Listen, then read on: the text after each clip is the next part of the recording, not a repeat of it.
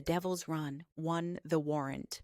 The morning mist still clung low over the pasture when Cricket spotted the scrap of paper half buried in the mud by the gate. She bent and pulled it free, the wet soil smearing across bold block letters. Seizure warrant. Her brow furrowed. She smoothed the sheet against her palm, the ink already bleeding from rain. Whole sentences were jagged, misspelled, thrown together like a schoolboy's excuse. No case number, no court date. No judge's seal, just two names scratched at the bottom, Edgar Scarborough and the Cedar Ridge chief of police. But it was the last line scrawled beneath them in smaller print that made her stomach turn. Enforced by the parish commissioner, Marion Mercer. Cricket stared at it, disbelief souring into rage.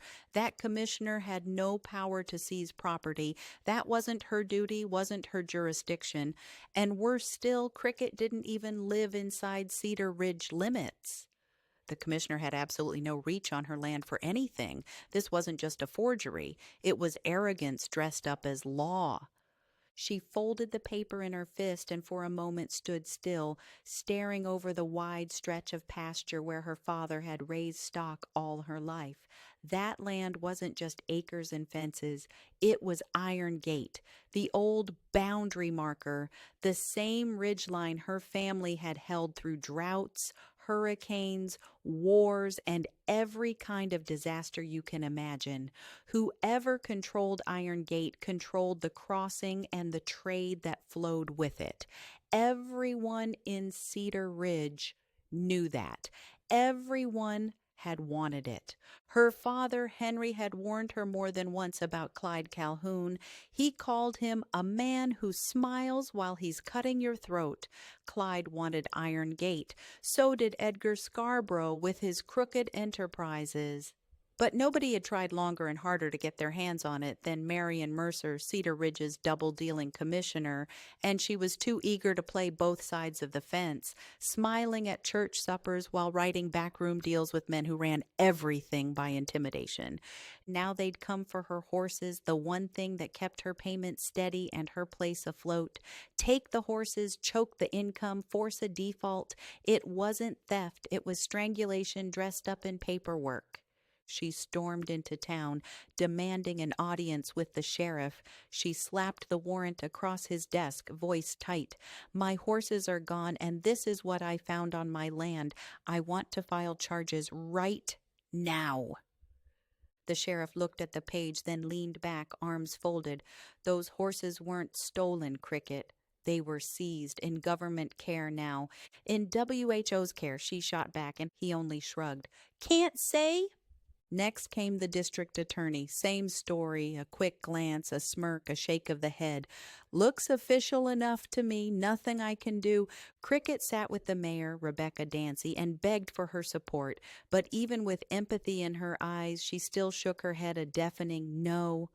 Finally, she tried the range warden's office. Clyde Calhoun himself sat behind the desk, smug as ever. It killed her to even face him, knowing he'd had a hand in this from the start. I don't deal in animal cruelty cases, he said, lips twitching. Cruelty? There is no cruelty, and you know it. This is horse theft. Clyde tapped the fake warrant with his fat finger and grinned. Pretty sloppy work, he said. But it's binding enough? Cricket's fists clenched. A real judge would never sign this, and the commissioner doesn't even have jurisdiction over my land. Calhoun only chuckled, treating her words like a child's tantrum. They laughed like it was a joke. Nobody claimed to know anything, but their eyes told the truth. They knew everything, and they'd all agreed to look the other way. By the time Cricket walked back into the street, her rage had burned into a consuming fire. This wasn't confusion. It wasn't incompetence. It was a wall of cover-ups, backs being patted, the whole town leadership closing ranks around Edgar Scarborough and the commissioner. Her horses weren't in government care, or they'd been stolen in broad daylight, and every office sworn to uphold the law had signed their silence to the theft. Cricket stopped on the courthouse steps and looked back down Main Street, the paper still clenched in her hand. The whole town felt different now, like a stage set built on lies, everyone smiling while the floorboards rotted beneath their boots. She tucked the warrant into her coat, voice low and bright as a match. They think they can take what's mine? Fine, I'll make them famous for all the wrong reasons. I'll light a fire they can't put out, and it'll burn every rotten secret into the open. And with that, she drove back toward Iron Gate, the blaze in her chest hotter than the morning sun. Miles away, another call was already being made, one that would pull Penny and Kip straight into the storm she had just stepped into.